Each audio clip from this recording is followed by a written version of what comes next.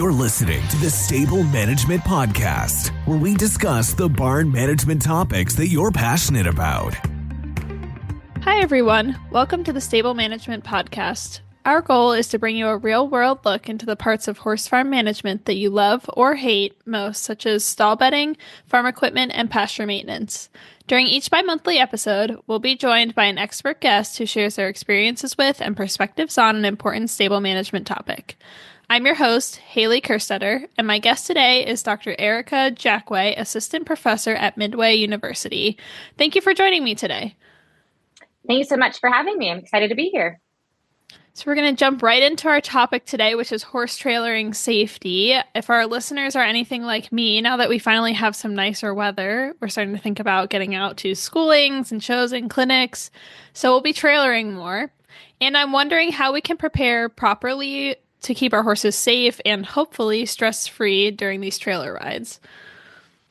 Sure. So one of the big things I feel like about trailering, of course, is not only making sure that all of your equipment, like your truck and your trailer, are in good working order, but also to just make it a positive and pleasant experience for your horse. So like the whole loading, trip, unloading, we want it to be kind of uneventful. And even though, trailering along with other things in our horses' lives, like weaning, are typically classified as stressful events, it's not that we necessarily want to have it be, we can't ever eliminate the stress completely, because actually stress in certain areas is actually a good thing, because it allows our horses to both kind of mentally and physically cope with whatever new challenges they're being presented with. In this case, when we're trailering them, obviously we have a change in their environment. So usually they're isolated from other horses. And then we obviously have just the physical changes and potentially temperature, vibrations, when they're in the trailer. But by, practicing trailer loading before we go to an event and making that, nice and easy, we hope that when we go to a new place, like taking our horse to the vet or going to a competition or, a lesson, schooling, that our horses don't associate it with a huge change and a big stressor of like, oh, well, I never go in the trailer. I never go to a new place. For sure. So when we're talking about preparations, what should we include in a pre-trip safety checklist before we hit the road? Sure. So I'll start with the equipment first, and then I'll talk about the horse a little bit. But first, obviously, we want to check our truck and trailer on both vehicles, obviously checking both the tire condition, making sure there's nothing abnormal with the wear and tear of our tires. And then also really nice to just actually check the tire pressure as well. Additionally, making sure all the lights on both vehicles are working, your headlights, your turn signals, your brake lights. And then, of course, before you start driving, also want to make sure that things like your mirrors in your truck and trailer are adjusted so you can see everything, checking your brakes to make sure it's at the right level for what you need it in your truck. And then when you do kind of your final walk around, checking things like making sure all of the doors on the trailer are, and any sort of, windows or anything that are open are all latched, either latched completely open or latched completely shut. And then also very important is to make sure that the hitch and the coupling of the trailer, regardless of whether it's a gooseneck or a bumper pull, is attached and secured correctly, along with all of your chains and electrical equipment, so that you actually do have your lights and your brakes and everything, along with your emergency brake as well.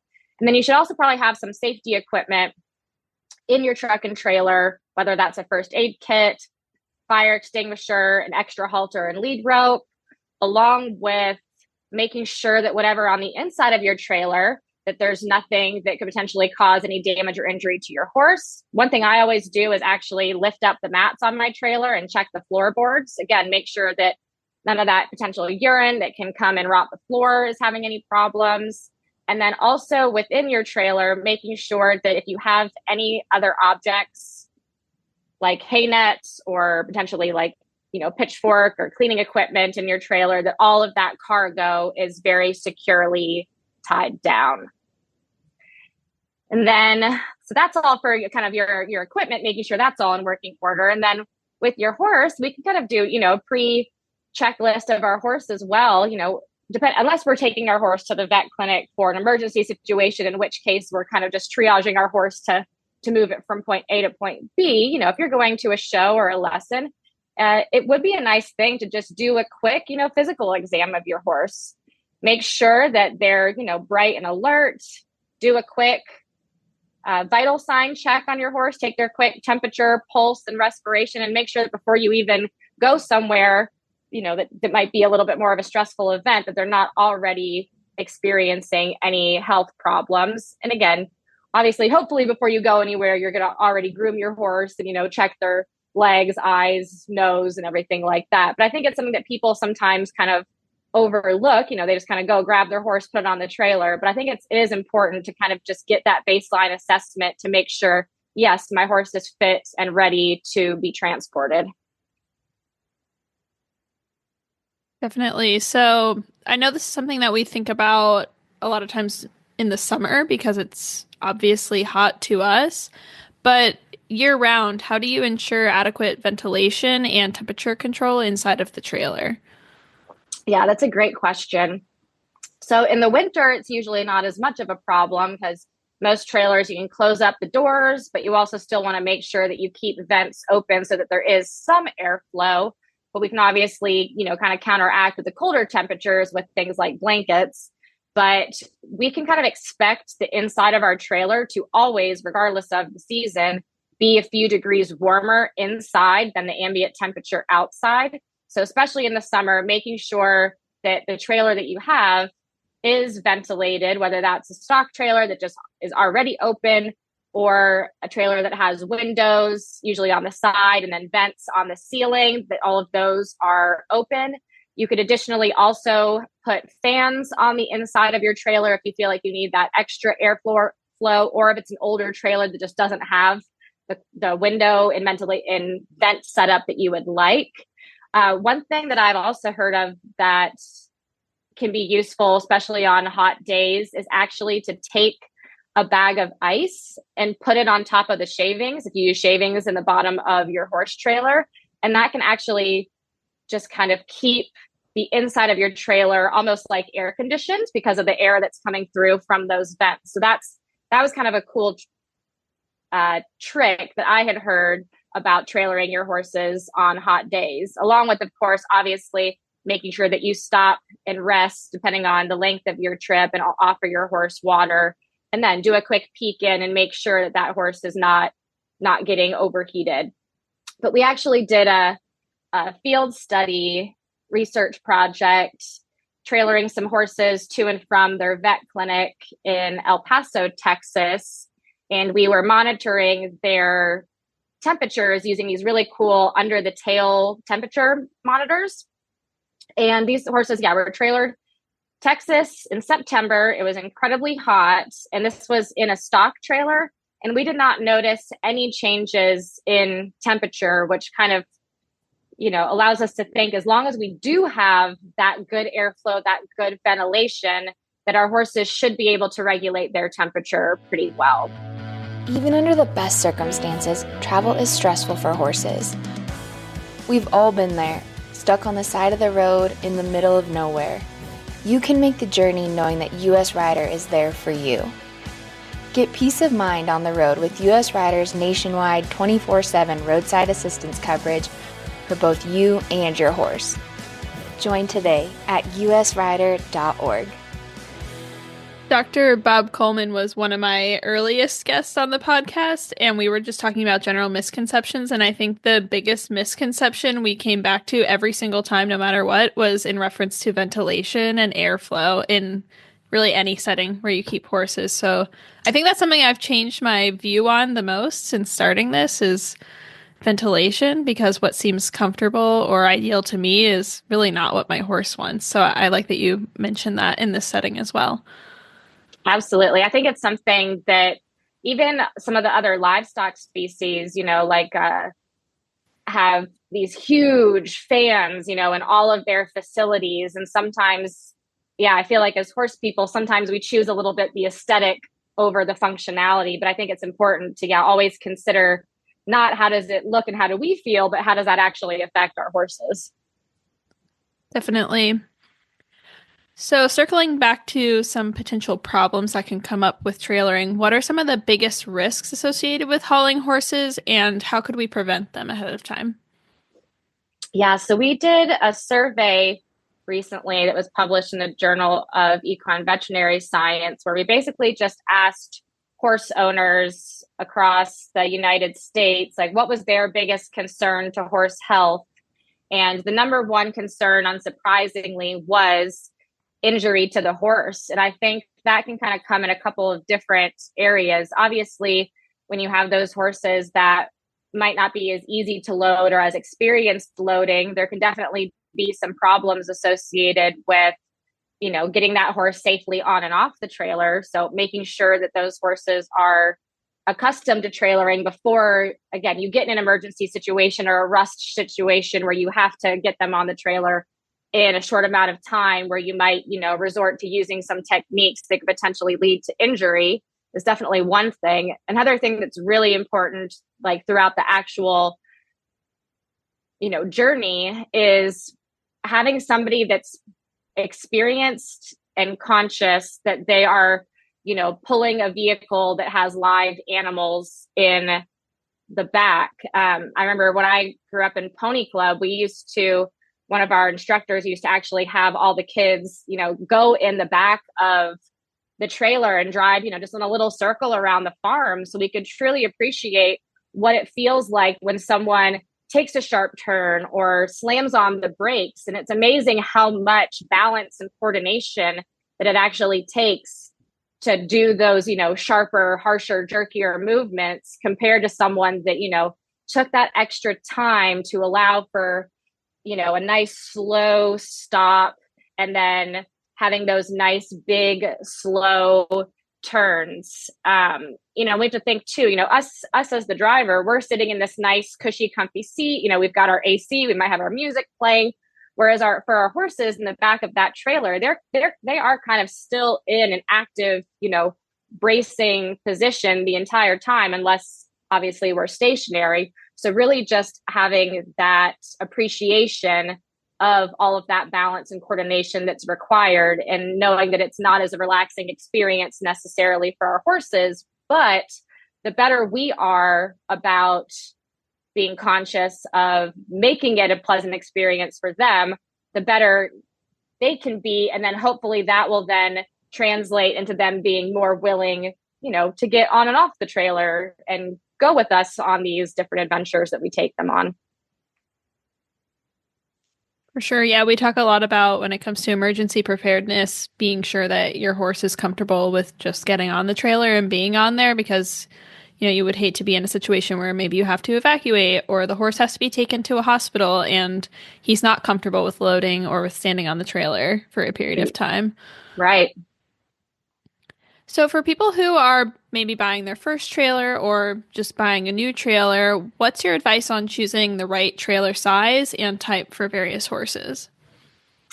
So I will say, for the most part, most trailers obviously have a fairly similar layout. You can either have a bumper pull or a gooseneck kind of attachment to your vehicle. And then on the inside, you're either going to have a straight load, just a completely open stock type trailer, or a slant load. And, the research has definitely shown that horses tend to have preferences, but at the same time, as long as that trailer is the appropriate size for the horse, both in height and in, width of their shoulders getting across, and that horse has been trained and acclimated to whatever type of trailer it is, that shouldn't be a problem. Obviously, some of our bigger horses, like our larger warm bloods or draft horses, might need special trailers that are, extra large, extra tall, to accommodate for the differences in sizing. And at the same time, too, there are definitely some horses that might prefer a certain type of trailer or layout over another. And then depending on the actual distance of your trip as well, the research does show that the longer the trip is, the more our horses tend to appreciate having a little bit more space to move and turn around and again balance. and also actually prefer to face backwards when given the choice. So there are a few trailer manufacturers that have specifically designed trailers to face backwards. Although from just some anecdotal experience that I've heard from people that have those trailers, when you're forcing them to face backwards, for whatever reason, it doesn't seem to work as well as like if they're in a box stall type setting where they have the choice to kind of move and have a little bit of their own autonomy on how they're positioning and balancing themselves in a trailer. So it's a little bit on, the horse might have their own personal preference, but then obviously you as the person who's going to be driving this trailer and obviously spending the money to purchase this trailer, you kind of have to, kind of weigh some of the pros and cons between your needs and your horse's needs. For sure. So how often should trailers be inspected for maintenance? And you've already covered a bit of the key areas to check, but if there's any others that you want to mention, we can do that here as well. Yeah, definitely. So like the list that I said earlier, that should just be, the quick walk around that you do, checking all of that, your normal things like your tires, your lights, your brakes, making sure that your trailer is actually, hitched and attached correctly before, any trip that you take. But at the same time, you should probably have your entire trailer, the bearings, the flooring, all of that inspected annually. I know some states require an annual inspection while others don't. But I had a case where we had purchased a trailer. It was used. And however, it had only actually been used maybe 5 times. And so on the outside, it looked like this perfectly brand new, pristine trailer. However, it had just been sitting in the sun for a couple of years where the owner wasn't using it. And so we purchased this trailer, got my horse all the way down to a horse show that was a 4-hour drive away. And on our return back, we blew out 3 tires. And essentially what had happened is even though on the outside, those tires looked fine, they had completely dry rotted on the inside. And so we were straight out on the side of the highway, 4 hours away at the end of a week-long show. Good example of, wanting to double check and make sure that everything is functioning properly and having professionals check it, because sometimes what you can see on the outside of your trailer might not actually tell you the whole story of some of those things that could potentially cause big problems and delays in your travel. Yeah, that's such a good point. Where I am in Pennsylvania, we're required to do an inspection yearly. So it's not really something I think about so much as people who maybe it's not mandatory might need to, mark your calendars and make sure you prioritize that. I think it's also a good point for when you are purchasing a trailer. So even when you purchase a new trailer, you might want to have, a third party just kind of go over and inspect it, because I also had one of my trainers had a trailer that, had just all sorts of problems with it, even though it was a brand new trailer. So there are certain times where the manufacturer makes errors and you might just get unlucky and have that lemon that needs an extra, tune up. And then on the other hand, a lot of people, obviously, because it's cheaper and efficient, buy used trailers. So making sure that when you are purchasing a trailer and it's used, to not just take it at face value and to take that extra time to take it to get inspected, or just, if the tires haven't been replaced recently, to just go ahead and replace the tires, replace some of the mats, make sure all of the door handles and latches are all closing and working properly.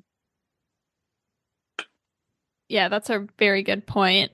So we talked a little bit about loading and unloading and how it's important that your horse does know how to do that safely and you know how to do that safely before like an emergency situation. But what are some of the best practices that you want people to be sure that they understand when it comes to actually loading and unloading horses safely?